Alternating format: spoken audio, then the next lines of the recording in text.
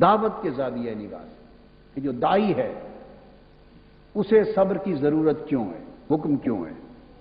تو سادہ بات ہے، دائی وہ ہوتا ہے جو رات دن محنت کرے۔ جو شخص رات دن محنت نہیں کرتا اور نپے تلے گھنٹے اور نپے تلا وقت مقرر کرتا ہے اور اس کے بعد آرام کی فکر زیادہ کرتا ہے پھر کہ میں نے اتنی دیر کام کر لیا اب میں نے ریسٹ کرنا ہے، وہ دائی نہیں ہے، نہ وہ کبھی بن سکتا ہے۔ دائی وہ ہے جو اپنا آرام بھی بھول جائے، کیونکہ دعوت یہ منصب انبیاء ہے، کوئی چھوٹا منصب نہیں ہے۔ اب ہمارے ہاں بدقسمتی یہ کہ تصورات خلط ملط ہو گئے نا، تصورات خلط ملط ہو گئے، یعنی تصور امامت ایک کتنا عظیم منصب تھا، اس سے مراد لیڈرشپ تھی۔ امام امت کے قوم کے لیڈر کا لقب تھا، اب ہم نے اس کو امام مسجد بنا دیا۔ اب آپ سمجھ گئے نا، تو امام صاحب اور امام صاحب پہ اتار کے لے آئے، امام مسجد بنا دیا، اور پھر امام مسجد کا جو تصور جس قسم کے لوگ متعین کر دیے وہ نیچے لاتے لاتے ہم نے اس پورے کے پورے تصور کا جنازہ نکال دیا۔ امامت امامت نہ رہی۔ میں نے ایک مثال دی ہے،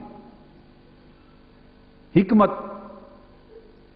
تدبر، بصیرت، وزڈم انبیاء کا مقام تھا، ہر پیغمبر کو صاحب علم و حکمت بنایا اور فرمایا جس حکمت ملی اسے خیر کثیر ملی۔ ہم نے حکمت کو نیچے گراتے گراتے گراتے آج کل یونانی طبیب حکیم صاحب کے لیے حکمت مختص کر، جو مجونے بنائے گا، شربت بنائے گا، عرق بنائے گا، وہ حکیم ہو گیا، وہ حکمت ہو گئی۔ اب حکمت کا لفظ سنتے ہی ایک خاص پنساری کی دکان، ایک خاص وضع کے حکیم صاحب، پڑی ہوئی پیچھے شربت اور عرق کی بوتلیں، مجونے، پڑیا، وہ پورا ایک تصویر ذہن میں آتی ہے کہ یہ حکمت ہے۔ اب اس کا جو اپنا ایک عظیم تصور تھا اس کی بیک گراؤنڈ میں، تاریخ میں، وہ سارا ختم ہو گیا۔ اب میری بات سمجھ لیں، ہم نے تو بدقسمتی سے زوال کے دور میں اپنے تصورات کو بھی بدل ڈالا ہے۔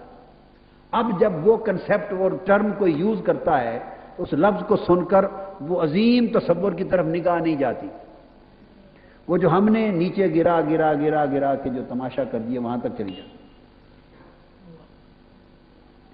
تو یہ ہر انسٹیٹیوشن کے ساتھ ہوا ہے۔ جب سے کسی نے کہا، جب سے معلوم ہوا ہے کہ نااہل بھی ہیں باد بکف، باد بکف ایک منصب تھا کہ کوئی ساقی ہے، کوئی میخار ہے کیا؟ کوئی ساقی ہے، کوئی میخار ہے، تو میخار کے لیے کہتے تھے باد بکف، جام کو ہاتھ میں رکھنا۔ یہ ایک استعاراتی بات ہے، مگر اس کو اس کسی اور تصور میں لیں، مراد اس سے ایک اونچا منصب ہے، مراد اس سے ایک اونچا منصب ہے، اشارہ کیا جا رہا ہے۔ تو جب سے معلوم ہوا ہے کہ نااہل بھی ہیں بادہ بکف، کہ جب سے دیکھا ہے کہ نااہلوں نے بھی جام ہاتھوں میں اٹھا رکھے ہیں، تو کہتے ہیں ہم کو اب جام اٹھانے سے حیا آتی ہے۔ ہم نے پھر اپنا جام نیچے پھینک کے توڑ دیا ہے، اور اب اپنی طبیعت اجازت نہیں دیتی کہ ہم بھی جام اٹھائیں، کہ اٹھائیں گے تو نااہلوں کے ساتھ شامل ہو جائیں۔ یہ سردار عبد الرب نشتر نے جب اپنی اسمبلی کی ممبرشپ سے استعفیٰ دیا تھا اور ممبرشپ چھوڑ کے اسمبلی سے نکل آیا تھا، اس نے تقریر میں آخری شعر یہ پڑھا اور اسمبلی کی ممبری سے استعفیٰ دے کے باہر آ گیا کہ اب کیا ممبر بن کے بیٹھے۔ یہی حال پیروں کا ہے۔ ہمارے پیر غالب لاہوری صاحب یہی رونا روتے رہتے مطلب سچے اور کھرے کی، اور کھرے اور جھوٹے کی پہچان ختم ہو گئی۔ تو یہ تصورات بدل گئے۔ تو میں اس لیے عرض کر رہا ہوں کہ اسی طرح دائی ہے، مبلغ ہے، یہ مناصب جلیلہ ہیں اور مناصب انبیاء ہیں، مناصب نبوت میں سے۔ اللہ پاک نے حضور علیہ السلام کو فرمایا بلغ ما انزل الیک من ربک، جو کچھ آپ کی طرف اللہ کا پیغام نازل ہوا ہے، اترا ہے، محبوب اسے پہنچا دیں، اسے۔ تو تو اس سے تبلیغ ایک بڑا اونچا منصب تھا، جو پیغمبرانہ منصب تھا۔ اب تبلیغ کا تصور جو اس وقت ہماری گلیوں میں اور مسجدوں میں اور تبلیغ گاہوں میں اور سوسائٹی میں بن گیا ہے، جب اس کو دیکھتے ہیں تو وہ اس منصب کی جو عظمت اور رفعت تھی اور جو سطوت تھی اور جو شوکت تھی، وہ ساری کی ساری اوجھل ہوگی، ختم ہو گئی۔ اب تبلیغ پیغمبرانہ منصب ایک عظیم تناظر میں سمجھ بھی نہیں آتا۔ اب لفظ تبلیغ سنتے ہیں نا، فلاں کیا تبلیغ کرتا ہے، تو اس کے بعد ایک نقشہ آنکھوں میں ابھرتا ہے جسے میں بیان نہیں کر سکتا۔ آپ سب کی آنکھوں میں ابھرتا ہے کہ نہیں؟ تو یعنی جو تصورات اور جو کانسیپٹس ہمارے ذہنوں میں اس وقت رائج ہو گئے ہیں سوسائٹی میں زوال کی وجہ سے، اس میں اور ان ٹرمز کے پیچھے اصل عظیم تر تصورات جو تھے ان کے درمیان بڑا گیپ آ گیا ہے، بڑا فاصلہ، زمین آسمان کا فاصلہ آ گیا۔ تو جب اس تصور کا نام تو وہی ہے نا جی، اس کا تصور تو وہی ہے، جب اس کا نام لے کر آپ کو اس عظیم کانسیپٹ کی طرف لے جانا پڑتا ہے تو بڑی مشکل سے گویا ایک بحران سے نکالنا پڑتا ہے ذہن کو۔ یہ تصوراتی بحران ہے، فکری بحران ہے، نظری بحران ہے، علمی بحران ہے، اخلاقی بحران ہے۔ اتنی پستی ہو گئی۔ اب اسی تناظر میں دعوت کو سمجھ لیں۔ فلاں کیا کام کرتا ہے؟ یہ دعوت تبلیغ کا کام کرتا ہے۔ پٹھان جو مسکین فیض الرحمان صاحب کے صوبے سے جو لوگ آتے ہیں ٹرکوں پر بیٹھ، کدھر جا رہے ہیں جی؟ فلاں کدھر؟ دعوت تبلیغ پر جا رہا ہوں۔ دعوت اور تبلیغ بس ایک نام بن گیا۔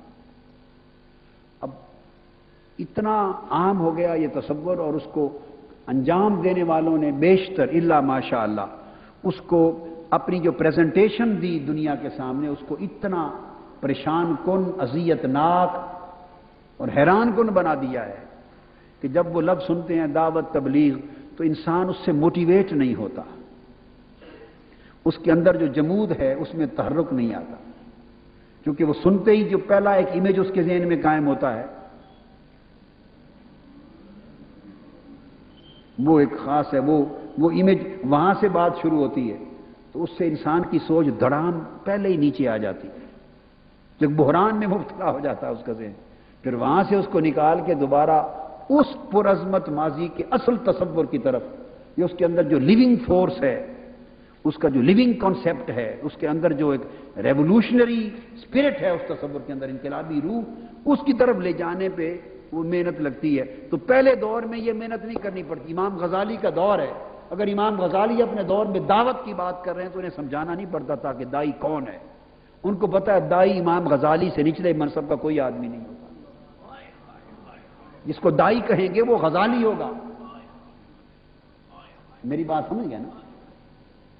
بہت بعد کے ادوار میں آ جائیں تو جسے دائی کہیں گے وہ شاہ ولی اللہ محدث دہلوی ہوگا، وہ مجدد الف ثانی ہوگا، وہ مجدد بھی ہوگا، وہ مصلح بھی ہوگا، وہ دائی بھی ہوگا۔ اب بات کو سمجھ گئے نا؟ عالم کا لفظ، یعنی یہ سارے اصطلاحات بتا رہا ہوں، عالم کا لفظ جب سنتے ہیں تو پھر آپ دیکھ لیں کہ جو اللہ معاف کر دے تو لفظ عالم کا ہوتا ہے، نقشہ جہلا کا پیدا ہوتا ہے، جاہل کا۔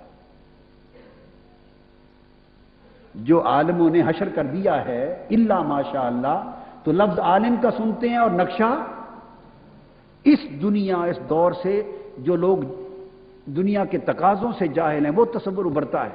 ایسے ابھرتا ہے کہ عالم وہ شخص ہے جس کا اس دنیا سے صرف 200-300 سال پیچھے رہ گیا ہے، موجودہ دنیا کے تقاضوں سے جو 200-300 سال، 100 سال پیچھے رہ گیا ہو، بس وہ عالم ہے۔ عالم تو علم سے تھا، کیا؟ تو یہ جو عالم ہے، جب ہم عالم کا لفظ تصور ہوتا ہے تو اس میں تو امام رازی آتے ہیں،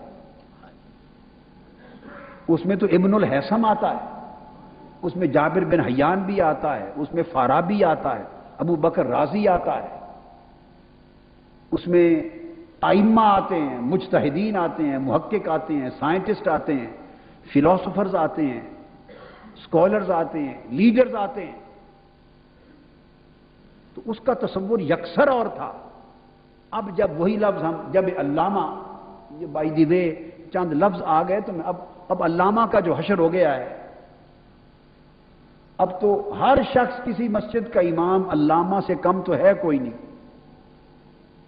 ایک وقت تھا کہ کبھی کسی کے لیے لفظ علامہ استعمال ہوتا تھا، علامہ اقبال۔ اگر آج علامہ اقبال زندہ ہوتے تو علامہ کے لفظ کا جو حشر ہو گیا ہماری سوسائٹی میں، وہ میرا خیال ہے محضرنامہ دستخط کرا کے لوگوں سے دے دیتے کہ خدا کے لیے میں علامہ سے دستبردار ہوتا ہوں،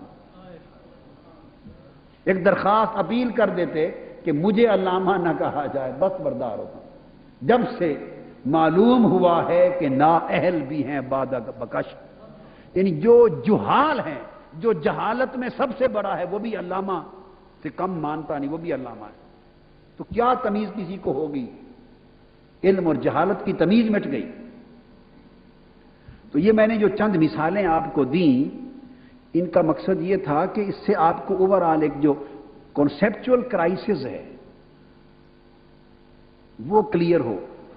اس کرائسس میں جب آپ دعوت کا لفظ سنتے ہیں تو اب آپ اس کرائسس سے نکل آئیں، جس دعوت کی بات میں کرنا چاہتا ہوں اس شاہراہ پہ چل پڑے۔